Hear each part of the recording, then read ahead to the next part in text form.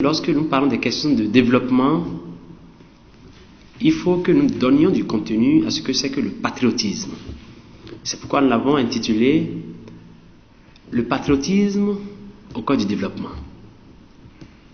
Alors, sans plus tarder, nous irons dans le vif du sujet. C'est quoi le patriotisme? De façon terre à terre, de façon linéaire. Le patriotisme, c'est l'amour de la patrie. L'amour de la patrie, c'est le fait d'être dévoué pour sa patrie. Et à un point même plus paroxystique, on dira que c'est le fait d'être suffisamment dévoué pour sa patrie au point de se sacrifier pour elle. Vous voyez, là, vous voyez, c'est des mots forts. Le sacrifice, l'amour. Vous voyez, il faut donner du contenu à ça. Et lorsque nous allons à un niveau un peu plus continental, on parlera du panafricanisme. Le panafricanisme va être alors ce courant de pensée qui consacre l'unité et la solidarité africaine. Nous ne parlerons pas encore du panafricanisme aujourd'hui. Peut-être que nous allons y revenir prochainement. Alors, dit comme ça, tout y est. L'amour de la patrie. Et lorsqu'on parle de patrie, il faut voir à travers la patrie pas qu'un espace. Parce que le Bénin, bien sûr, nous défendons, d'accord, une aire géographique bien donnée. Nous défendons un espace géographique bien défini. Mais c'est plus que ça. C'est bien que, en plus de cet espace géographique, cette aire géographique, il y a les Béninois, il y a les institutions, il y a les personnes qui les dirigent, il y a l'âme commune, il y a la conscience commune des Béninois. C'est ça qui fait la patrie. De sorte que, si nous décidons aujourd'hui de faire une sorte de permuter avec nos frères de Lomé, de Togo, nous disons, bon, désormais vous appelez là-bas Bénin et nous appelons ici Togo. Est-ce que quelque chose va changer? Rien. Parce que nous continuerons pas à être béninois, c'est dans le cœur. Ouais, c'est les hommes. D'accord? Et donc, quand j'ai dit, j'ai écrit le formulaire, donc le test, j'ai dit, mon objectif, c'est de faire en sorte que nous soyons de plus en plus patriotes. De faire en sorte, d'accord, de faire en sorte qu'il y ait un grand nombre de béninois qui soient patriotes. Parce que ce sont les patriotes qui développent les pays. Hein. Non, c'est les patriotes qui constituent le moteur de développement des peuples. C'est tout. Si au Bénin, si nous pouvons travailler en sorte d'avoir 500 000 de patriotes, c'est même trop. C'est suffisant pour porter les 12 millions que nous sommes, je vous dis. Et j'ai dit, mais comment est-ce que nous faisons pour devenir patriotes? Et donc, le mécanisme, comment est-ce qu'on fait pour devenir patriote? J'ai réfléchi à la question, j'ai dit, il y a des préalables. Il y a des préalables. Avant que j'expose le mécanisme, c'est-à-dire que les théories explicatives qui consacrent et consolident le patriotisme et le courant patriotique, il faut que nous parlions d'un certain nombre de préalables. Et au nom de ces préalables, j'ai énuméré 3. J'ai dit, premièrement, il faut que nous abordions les questions qui divisent. Parce qu'il n'y a pas de patriotisme sans unité nationale. Jamais. Parce que j'ai parlé de tous les Béninois, c'est la patrie. Il faut que nous évoquions les questions qui divisent. Et au nom de ces questions, je sais qu'il y en a plusieurs. J'ai identifié ces sujets, si vous voulez, un particulièrement, au nom de ces sujets. C'est la question des religions et des pratiques religieuses, ma foi. La question des religions et des pratiques religieuses. Je ne suis pas en train de dire là que je voudrais proférer ou conseiller une sorte de foi polythéiste et que nous parvenions à une sorte de religion d'État où nous amenons tous les Béninois à confesser la même foi. Non.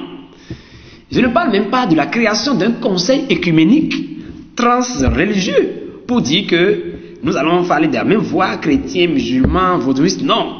Chacun reste dans son couloir. Mais nous asseyons pour traiter des questions qui divisent la nation de façon honnête, de façon en tant que patriote. J'ai mon idée sur la question. Mais je me permets de ne pas en parler, de ne pas en dire plus ici. Parce que de toutes les façons, je serai incompris. Il y en aura qui ne prendront pas la peine d'écouter ce que j'aurai à dire, mais qui vont tirer leurs conclusions sur les premières minutes. Et donc je dis, je n'en dis pas plus, mais je voulais demander, puisqu'il y a des gens qui sont bien placés pour parler de ces questions, je voudrais inviter les éminences grises Je les appelle les esprits brillants, les professeurs d'université qui ont eu la chance déjà de se prononcer sur la question. La question de la religion, des pratiques religieuses en Afrique. Il y a des professeurs, je ne vais pas citer des noms, qui se sont déjà penchés sur la question. Je voulais les inviter et avec eux, les têtes couronnées, ceux que nous appelons les gardiens du temple. D'accord?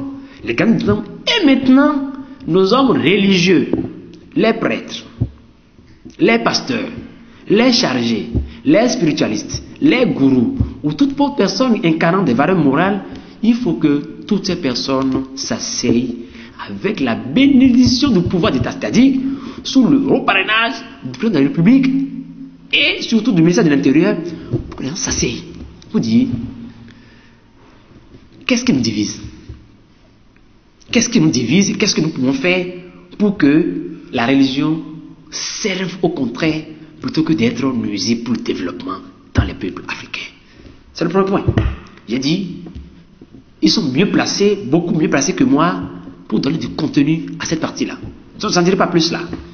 Et quand on aura fait ça, deuxième point dans les préalables, il faudra que, j'ai appelé ça, j'ai dit, faire le ménage chez soi. Chacun va accepter dans son couloir, musulman, chrétien, vaudouiste, tout ce que vous voulez, tout autre spiritualiste, chacun va essayer de faire le ménage dans son couloir. Parce qu'on dit bien souvent que le linge sale se lave en famille. Et bien souvent, oui, c'est ça. Le linge sale se lave en famille. Et donc, chacun pourra de façon honnête dire, qu'est-ce que nous faisons dans notre couloir qui fait que nous sommes mal perçus des autres? Qu'est-ce que nous faisons dans notre couloir et qui ne consacre pas l'unité nationale? Qu'est-ce que nous faisons dans notre couloir qui n'est pas favorable au développement?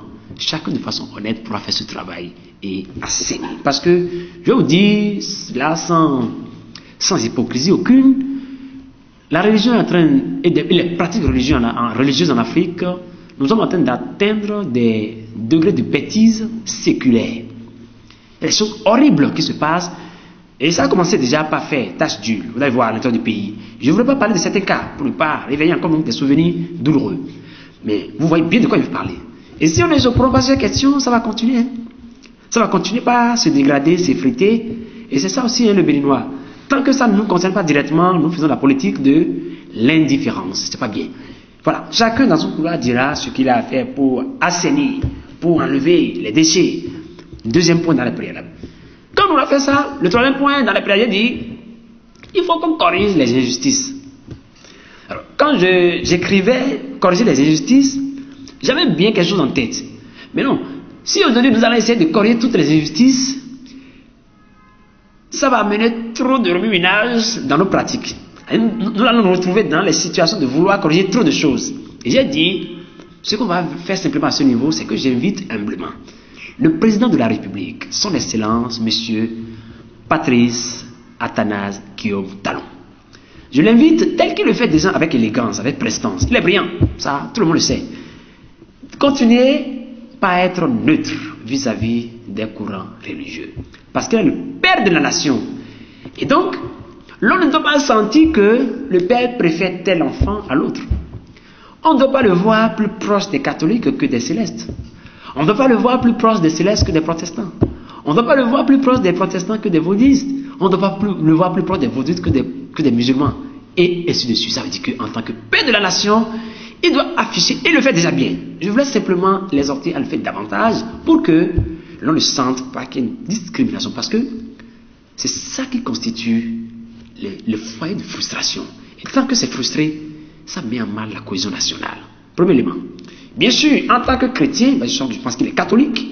Quand il est à l'église, il confesse sa foi, il est dans son couloir. Mais quand il est dans le manteau, quand il est dans l'habit du président, quand il est dans la charge du président, neutralité. Après qu'on ait parlé de ces préalables, on peut rentrer dans le vif du sujet concernant des mécanismes. Comment est-ce que l'on devient patriote? 4 étapes. La première étape, j'ai dit, il faut être observateur. Vous devez observer. Deuxième étape, il faut se sentir concerné. Se sentir concerné. Troisième étape, j'ai parlé de la sanction. La sanction peut être positive ou elle peut être négative, c'est-à-dire soit la récompense ou la sanction. C'est ce que je veux dire. Et quatrièmement, il faut une bonne dose de volonté politique.